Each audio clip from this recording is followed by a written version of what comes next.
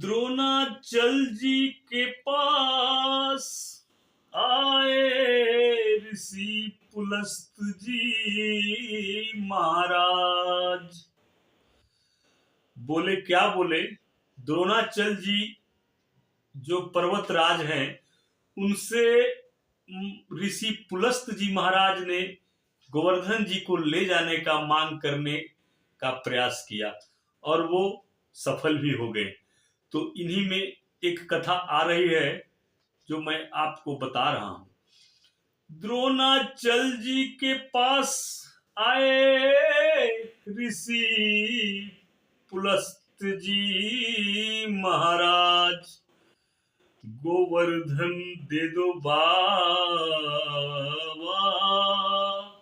ले जाऊंगा साथ। द्रोणाचल जी के पास आए ऋषि पुलस्त जी महाराज। द्रोणाचल जी के पास आए ऋषि पुलस्त जी महाराज। गोवर्धन दे दो बाबा, ले जाऊंगा साथ। गोवर्धन दे दो बाबा, ले जाऊंगा साथ। गोवर्धन दे दो बाबा, ले जाऊंगा साथ। द्रोणाचल जी का पुत्र है गोवर्धन जी महाराज। द्रोणाचल जी का पुत्र है गोवर्धन जी महाराज। बोले जाओगे गोवर्धन पुलस्त जी के साथ। बोले जाओगे गोवर्धन पुलस्त जी के साथ। बोले जाओगे गोवर्धन पुलस्त जी के साथ। गोवर्धन जी ने मानी पिताजी की बात। गोवर्धन जी ने मानी पिताजी की बात। चलने को है तैयार गोवर्धन जी महाराज। चलने को है तैयार गोवर्धन जी महाराज। चलने को है तैयार गोवर्धन जी महाराज। अब गोवर्धन जी चलने को तैयार हो गए। अब उनका वास्तविक वर्णन क्या है जो मैं आपको बता रहा हूं। 35 कोस ऊंचाई उनकी, 7 योजन है चौड़ाई। 35 कोस ऊंचाई उनकी, 7 योजन है चौड़ाई। लेकिन एक शर्त है मुनिराज। एक शर्त है मुनिराज, जहां रख दोगे आप। गोवर्धन जी ने एक शर्त मुनि जी के पास रख दिए कि आप जहां भी हमें रखेंगे वहां से मैं ना उठूंगा, ना इधर को जाऊंगा, ना उधर जाऊंगा, मैं स्थापित हो जाऊंगा। तो बता रहे हैं कि उनकी चौड़ाई क्या है, लंबाई क्या है। तो 35 कोस है ऊंचाई उनकी, 7 योजन है चौड़ाई। लेकिन एक शर्त है मुनिराज, जहां रख दोगे आप स्थापित हो जाऊंगा महाराज। जहां रख दोगे आप वहां स्थापित हो जाऊंगा महाराज।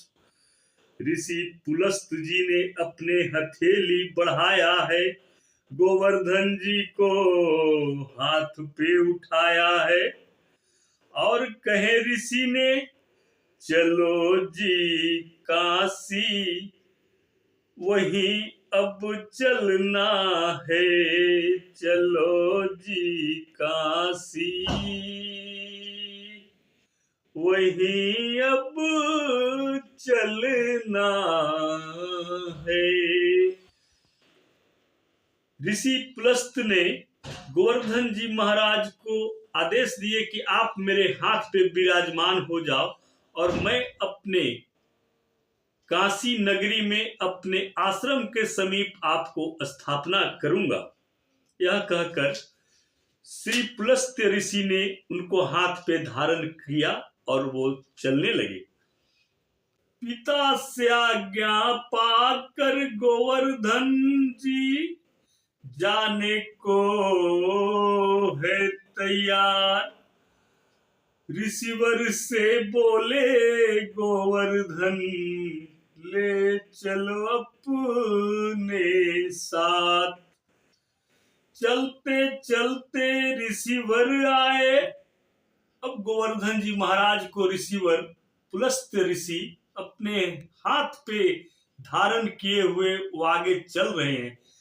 चलते चलते ऋषिवर आए मथुरा ब्रज को क्षेत्र में। चलते चलते ऋषिवर आए मथुरा ब्रज को क्षेत्र में। वहीं गोवर्धन जी ने अपना वजन बढ़ाने लगे। वजन बढ़ाने लगे। वजन को बढ़ाने लगे। श्री गोवर्धन जी जब ब्रज क्षेत्र में आते हैं उनका मन ब्रज से एक पल भी न आगे जाने का न पीछे आने का मन है। वो वहीं पे रुकना चाह रहे हैं और वो अपना वजन को इतना बढ़ाए कि ऋषि पुलस्त जी महाराज घबराने लगे और उनसे वो वजन सहन नहीं हो रहा था। व्याकुल हो गए महामुनि इस देश में।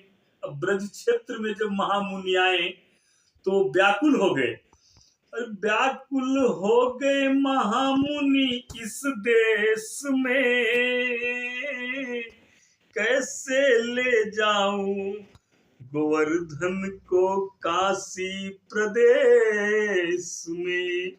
ऋषि पुलस्त्य ने जब भार सही सहन नहीं कर पाए तो रख दिया गोवर्धन जी को और आराम वहीं पर करने लगे। जब ऋषि पुलस्त्य से श्री गोवर्धन जी का भार अब सहन नहीं होने लगा तो वो रखने का प्रयास करते करते वो रख ही दिए। अब गोवर्धन जी वहीं पे विराजमान हो गए। ऋषि पुलस्त ने जब भार नहीं सहन कर पाए तो रख दिया गोवर्धन जी को और आराम किए वहीं पर। पूरा हुआ आराम। पूरा हुआ आराम लियो श्री हरि का नाम। पूरा हुआ आराम लियो है श्री हरि का नाम। चलो गोवर्धन चलो गोवर्धन चलो काशी का धाम। मेरा पूरा हुआ आराम गोवर्धन चलो काशी का धाम। मेरा पूरा हुआ आराम गोवर्धन चलो काशी का धाम। अब श्री गोवर्धन जी महाराज मना कर दिए। बोले यही शर्त है हमारी।